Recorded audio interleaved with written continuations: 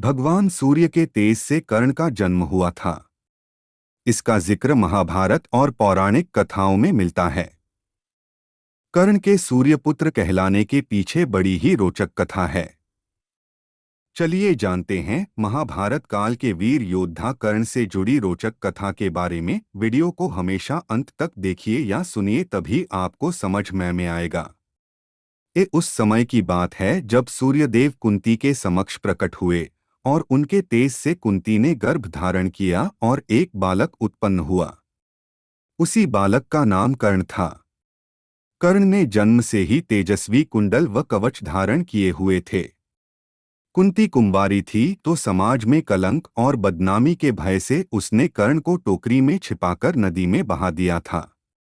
इस प्रकार सूर्य के तेज से उत्पन्न होने के कारण कर्ण को सूर्यपुत्र कहा जाता है।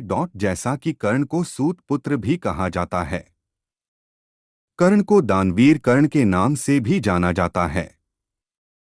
माना जाता है कि एक शूरसेन नाम का यदुवंशी राजा था, जिसकी एक प्रथा नाम की पुत्री थी। शूरसेन की बुआ का पुत्र कुंती भोज था, जिसकी कोई संतान नहीं थी। तब राजा शूरसेन ने अपनी पुत्री प्रथा को कुंती भोज को गोद दे दिया।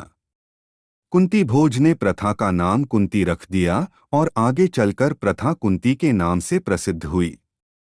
कुंती बाल्यावस्था से ही ऋषि और मुनियों की सेवा किया करती थी। एक बार ऋषि दुर्वासा ने कुंती के सेवा भाव से प्रसन्न होकर उसे एक मंत्र दिया और कहा कि इस मंत्र से तुम किसी भी देवता का आह्वान कर सकोगी। जो भी देवता इस मंत्र से तुम्हारे सामने प्रकट होंगे, उसी देवता से तुम्हें पुत्र रत्न की प्राप्ति होगी। तब कुंती ने सोचा कि ऐसा कैसे हो सकता है। उसे बड़ा ही आश्चर्य हुआ और वह एकांत में छुपकर उसी मंत्र का उच्चारण करने लगी और सूर्यदेव का आह्वान किया।